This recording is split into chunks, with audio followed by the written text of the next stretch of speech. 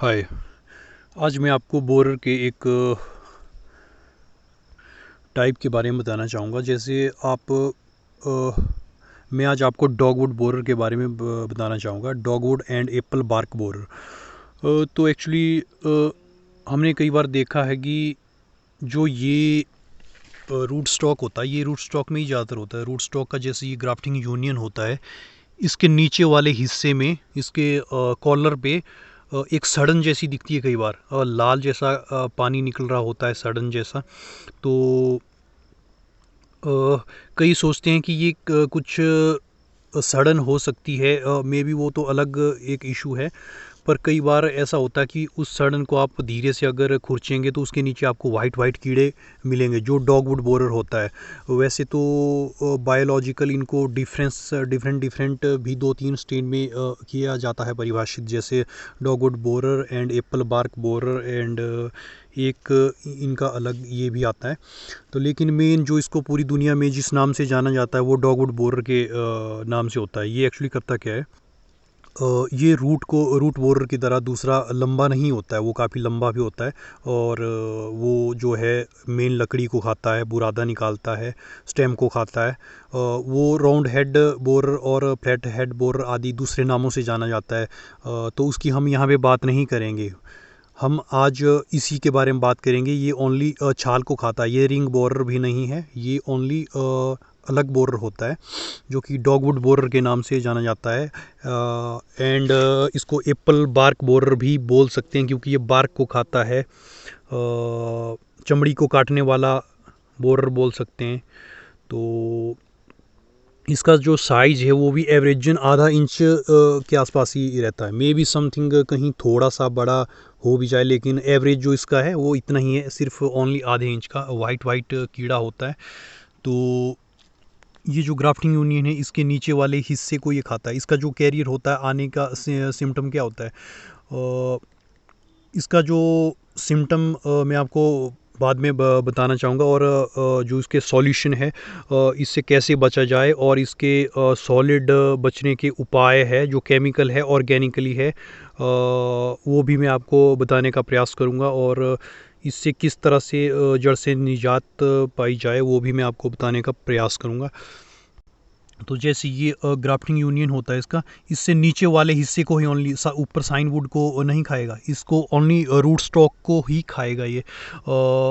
जैसे इसका ये आने का प्रवेश कहाँ से होता है, इसका आने का प्रवेश होता है बर्नॉट्स। जो बर्नॉट्स एक जड़ें जैसे निकल रही होती हैं, रूट स्टॉक का करैक्टर होता है कि बहुत सारी जड़ें और बर्नॉट पैदा करता है। वो इसका सबसे बड़ा कारण होता है। कई बार क्या होता है, जो उड़ने वाले कीड़े हैं वो या तो उन्हीं के अंदर अंडे देते हैं या बाहर से भी क्रॉलिंग करके आ सकते हैं। तो जैसे ये इस तरह के इसके थोड़े, जहाँ से बर्नॉट शायद पिछली साल निकला था वहाँ पे थोड़ा सा ये इस तरह का रहता है, ये काफ़ी नरम भी होता है। तो यहाँ से ये खाना स्टार्ट करते हैं, या तो इस तरह का हो सकता है पॉइंट, या तो ये दूसरा बर्नॉट होता है। मैं आपको अभी दिखा, ये देखिए, जैसे इसमें बहुत सारी जड़ें निकल रही होती है, बर्नॉट निकल रहा होता है। ये ग्राफ्टिंग यूनियन काफ़ी ज़मीन के नीचे लगाया है एक्चुअली, क्योंकि ये M9 पे स्पर लग गया था, इसलिए इसको काफ़ी नज़दीक लगाने की कोशिश की। क्योंकि ग्राउंड के जितना नज़दीक ग्राफ्टिंग यूनियन होता है उतनी ग्रोथ विग्रस जाती है। अगर ऊंचा यूनियन हो तो ग्रोथ थोड़ी कम रहती है। क्योंकि ये स्पर लग गया था, थोड़ा रिकमेंडेड नहीं है, इसलिए हमने इसको सॉइल के नज़दीक लगाने की कोशिश की है। फॉर एग्ज़ाम्पल, तो ये तो ही अलग बात। तो हम करेंगे यहाँ डॉगवुड बोरर की बात करेंगे। तो ये बोरर क्या करता है कि यहाँ से इसका कैरियर है, जैसे फीडिंग रूट को काटते हुए जाएगा और फिर इसका एक बेस जैसा बन जाएगा, फिर ये पूरा राउंड मारेगा। लेकिन ये दूसरे जो एक मतलब ये काफ़ी बड़ा राउंड में छाल को काटता है। ये एक लिमिटेड नहीं रखेगा छाल को, पूरी छाल को लगभग 2-3 इंच सॉइल के 1-2 इंच नीचे भी जा सकता है, अगर आपकी सॉइल भुरभुरी जैसी है, नरम है। अगर हार्ड है तो शायद 1 सेंटीमीटर 1 इंच नीचे तक ही जाए, ज़्यादा फिर नहीं जाता, क्योंकि इसे हवा भी चाहिए होती है। और ये ग्राफ्टिंग यूनियन के नीचे ज़मीन के ऊपर वाले हिस्से को भी काटता है और ज़मीन के नीचे वाले हिस्से को भी काटता है। ओनली ये छाल को काटेगा, ग्राफ्टिंग यूनियन के इस वाले हिस्से को खाएगा और 1 इंच नीचे तक भी खाएगा। 1-2 इंच नीचे तक भी खा सकता है, 1-2 इंच ऊपर भी खा सकता है। तो वहाँ से सड़न स्टार्ट हो जाती है। उसके कारण क्या होता है कि ये आपके 1-2 समर में ही पूरे ऑर्चर्ड को ख़त्म करने की क्षमता रखता है। ये वाला जो डॉगवुड बोरर है ये मतलब बहुत ही तेज़ गति में, अगर बहुत ज़्यादा आपके ऑर्चर्ड में आ जाता है तो बहुत ही तेज़ गति से ये आपके ऑर्चर्ड को ओनली 1-2 समर में ही ख़त्म करने की कैपेसिटी रखता है। वो उसकी क्वांटिटी पे निर्भर करेगा कि कितनी क्वांटिटी में है वहाँ पे। तो ये मोस्ट डैमेजिंग बोरर के नाम से जाना जाता है। Apple dogwood and apple bark borer भी बोलते हैं इसे। तो अब मैं आपको इससे बचने के जो है उपाय बताऊंगा। इसका उपाय क्या है? सबसे पहले तो प्रिकॉशन के रूप में घास को हमेशा दूर रख सकते हैं तौली से। इस तरह से साफ रखना है ताकि इसको क्रॉलिंग करने में थोड़ी समस्या हो। या कई बार क्या है कि जो मादा कीट होते हैं वो इसी के अंदर भी लार्वा फेंकते हैं, इसी के बर्नॉट के। जो यहाँ पे अगर बर्नॉट होगा आपके तो वहाँ बर्नॉट जो इस तरह का जो बर्नॉट है यहाँ इसके अंदर भी कई बार अंडे दे देते हैं। तो हमें इससे बचने के लिए क्या करना है? घास को इससे दूर रखना है और मॉइस्चर भी थोड़ा कम होना चाहिए। और इसमें स्टेम पेस्ट कंटिन्यू कोटिंग करनी है 2-3 बार 4 बार, मतलब ज़्यादा से ज़्यादा कोटिंग करनी है।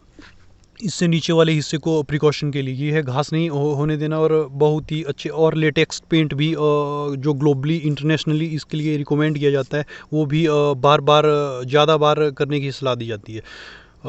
मतलब लेटेक्स पेंट भी इसमें बार बार कोटिंग करें आप तो उससे थोड़ी इसकी क्या है कि बाहर से मोटी लेयर बन जाएगी। तो इस तरह के इशू को काफ़ी हद तक रिजॉल्व किया जा सकता है।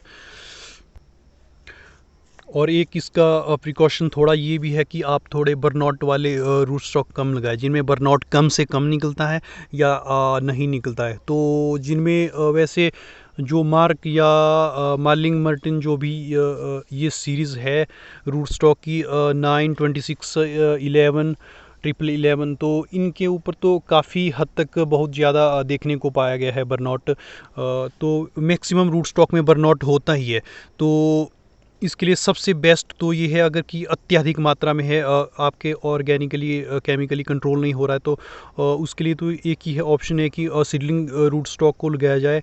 क्योंकि उसके ऊपर ये समस्या नहीं देखी गई है। उसके ऊपर अगर ये हमने देखा है कि जैसे सीडलिंग में भी रूट्स बनने बरसात के मॉइस्चर में स्टार्ट होते हैं। तो ये उनकी रूट्स को साइड से अगर थोड़ा सा खा भी ले लेकिन स्किन को डैमेज नहीं करता है अगर वो अच्छी क्वालिटी पे लगाई गई है। तो सीडलिंग में ये समस्या लगभग 99% नहीं है।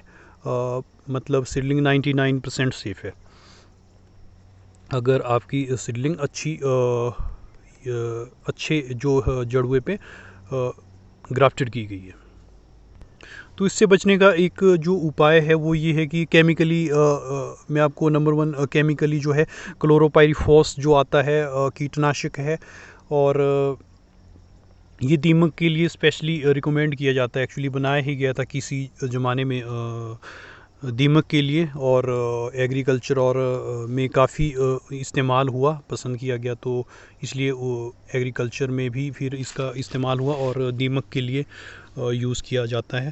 तो क्लोरोपाइरीफॉस जो है ये जो आपका वूली एप्पल एफिड है उसके लिए भी यूज़ कर सकते हैं। वूली एफिड जो वाइट लगता है सेब को, जो रुई जैसी, उन कीड़ों को मारने के लिए भी ये यूज़ किया जाता है। और इसको आप इस बोर के लिए भी यूज़ किए जा सकते हैं। मैंने इसमें कुछ टाइम पहले ड्रेंचिंग की हुई है काफ़ी दिनों जैसे, पर इसको रिपीट करना पड़ता है, इसकी ये प्रॉब्लम है। और सॉइल की फर्टिलिटी को भी थोड़ा कम कर देता है और इसका असर भी मे भी 15-20 दिन से ज़्यादा ना रहे।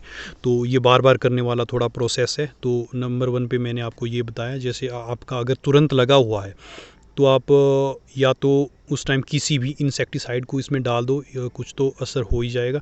और उसके बाद आप जैसे आपके पास प्राप्त हो जाता है क्लोरोपाइरीफॉस तो इसको आपने ड्रेंचिंग करनी है।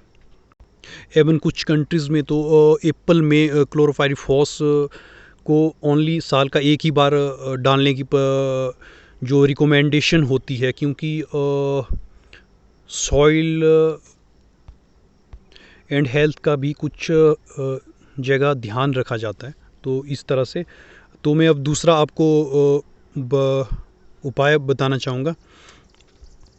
वो है कुछ मित्र फंगस होते हैं हमारी सॉइल में, ऑलरेडी वो फंगस होते हैं, लेकिन क्या होता है कि कई बार उनकी संख्या कम होती या हमारी प्रैक्टिस जैसे केमिकली बढ़ जाती है तो उनकी मात्रा घट जाती है, वो बैलेंस में नहीं होती, तो वो दुकान में भी अवेलेबल मिलते हैं।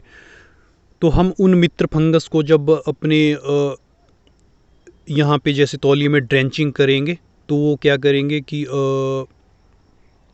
संक्रमण से वो बीमार कर देते हैं उनको, कीड़ों को, जैसे दीमक है आपका, वो दीमक को वो बीमार कर देते हैं, तो और दीमक उस बीमारी से मर जाता है। उस तरह से कुछ मित्र फंगस ऑलरेडी हमारी सॉइल में होते हैं, जैसे एक पिंच जो ओनली चुटकी भर सॉइल होती है उसके अंदर करोड़ों सूक्ष्म जीव होते हैं, और फंगस भी मित्र फंगस बहुत सारे होते हैं, तो हमें उनकी मात्रा को बढ़ाना है। तो इसमें दो फंगस आते हैं, एक होता है मेटारेजियम और दूसरा होता है बवेरिया बासियाना। आप दोनों को भी डाल सकते हैं या दोनों को बारी बारी से भी डाल सकते हैं। अगर आपकी ये समस्या बहुत ही ज़्यादा है तो आपको कम से कम साल में 3-4 बार डालना पड़ेगा। थोड़ा कम है तो 2 बार, अगर बहुत कम है तो एक आधी बार भी हो पाएगा। ये क्वांटिटी पे निर्भर करेगा आपकी ये प्रॉब्लम कितनी है। इससे होता है क्या, जैसे हम देखते हैं कि किसी जगह पे रूट रॉट का फंगस बहुत ज़्यादा होता है कि कोई फार्मर ऐसे होते हैं उन्होंने अंधाधुंध केमिकल डाल दिए तो भी रूट रॉट उनका ख़त्म नहीं हो रहा है, तो क्योंकि वहाँ पे रूट रॉट का फंगस ऑलरेडी ज़मीन में उनके बहुत ज़्यादा है। उसी तरह से क्या है कि एक एग्जांपल के लिए आपको बता रहा हूँ, उसी तरह से आपने जैसे मेटारेजियम और बवेरिया बासियाना का फंगस अपनी सॉइल में बहुत ज़्यादा डेवलप कर लिया, जैसे 2-3 सालों तक आपने साल का जैसे 2-3 बार या 4 बार आप साल में डालते गए इसको सॉइल में, ज़्यादातर बरसात वगैरह मॉइस्चर के टाइम, तो क्या है कि 2-3 सालों में ये बहुत ज़्यादा आपकी ज़मीन में बढ़ जाएगा, फिर ये परमानेंट हो पाएगा और जैसे फैल पाएगा, आपकी सॉइल जो है इस फंगस से भरपूर हो जाएगी। और जैसे भी कोई बोर इत्यादि आपकी इस तरह की प्रॉब्लम करने की कोशिश करेंगे तो ऑटोमेटिकली वो मरते जाएंगे, क्योंकि ये फंगस क्या करेगा, जैसे फॉर एग्ज़ाम्पल आप जैसे इसकी ड्रेंचिंग भी करोगे मेटारेजियम और बवेरिया बासियाना की, तो ये क्या करेगा कि उन कीटों को संक्रमण करके उनको बीमार करके उनको मार देगा। तो केमिकल वर्सेस ऑर्गेनिक में क्या होता है कि जो केमिकल है आपका क्लोरोपाइरीफॉस, वो तो जैसे कांटेक्ट में आएगा कीट सीधा मर जाएगा कुछ टाइम में ही, और उसमें ऑर्गेनिक में कितना टाइम लगेगा। ऑर्गेनिक में ऐसा है कि एवरेजन बताते हैं कि 3-4 दिन से 1 हफ्ते तक का टाइम लग सकता है। जैसे मान लो आपके बहुत ज़्यादा है तो उस टाइम तो आप एकदम से असर के लिए कुछ ही घंटों में आपको मिल जाए, तब तो आपको कीटनाशक ही डालना पड़ेगा। लेकिन अगर थोड़ा थोड़ा है तो आपको बेस्ट रिज़ल्ट इसके ऑर्गेनिक ही मिलेंगे, और क्योंकि ऑर्गेनिक बहुत ही सॉलिड एंड बेस्ट है इसके लिए। तो ऑर्गेनिक में जो 2 फंगस मैंने आपको बताए हैं वो आप डाल सकते हैं। वो क्या करेंगे, जैसे एक कीट उसमें संक्रमित हो जाएगा तो वो अंदर घुसेगा तो उसके जो बाकी कीट होंगे वो गहराई तक जब इसकी जाएगा 1-2 इंच नीचे तक फॉर एग्जांपल, या ऊपर या नीचे कहीं पे हो सकता है, तो वो दूसरे कीटों से कांटेक्ट होते ही उनको भी वो फंगस उसकी चमड़ी से फंस जाएगा। जिस तरह से कोरोना एक से दूसरे को फॉर एग्जांपल ट्रैवल करता है, उसी तरह से वो भी उनको ट्रैवल करेगा और दूसरे कीट है वो भी बीमार हो जाएंगे, और उसी तरह से ये छुपे हुए ये को भी मार सकता है। उसी तरह से ऑर्गेनिकली बहुत अच्छे रिज़ल्ट हो सकते हैं। और नंबर 3 पे जो है सुभाष पालेकर जी ने जो एक फार्मर कम्युनिटी के लिए एक अच्छी उदाहरण जैविक जो प्राकृतिक खेती का प्रस्तुत किया है उसके तहत भी कर सकते हैं।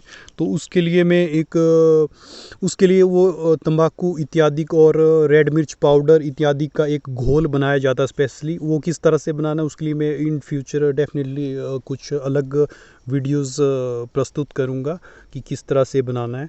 तो वो इस तरह के प्रैक्टिस भी किए जाते हैं इसके लिए। तो अभी मैंने आपको सब इससे बचाव की विधियां बता दी है। तो ये आपने देखना, अगर आपके यहाँ ग्राफ्टिंग यूनिट से नीचे एक जैसे कई बार सड़न जैसी दिखती है और लाल लाल रस जैसा भी दिखाई देता है उनसे निकलता हुआ, या कई बार ये सॉइल के नीचे भी होता है, जैसे आप यहाँ से खोदोगे और जैसे तो 1 इंच नीचे तक भी होता है कई बार। हल्का सा ऊपर ब्रीथ जैसे सांस लेने के लिए वो कीट करता है इसके, लेकिन सॉइल के बिल्कुल नज़दीक ही रहेगा। ओनली 1 इंच नीचे जाएगा या 1 इंच ऊपर काटेगा, ये उसका एवरेज काटने का तरीका है। ओनली आधे इंच का साइज रहता है डॉगवुड बोर का। तो इसी तरह ये एप्पल बार को काटने वाला एक बहुत ही डैमेजिंग बोरर है। इस तो उम्मीद है इससे बचने के लिए आपको जो क्या क्या सावधानियां करनी है वो सब इस वीडियो में क्लियर करने की कोशिश की है। तो okay, thank you for watching.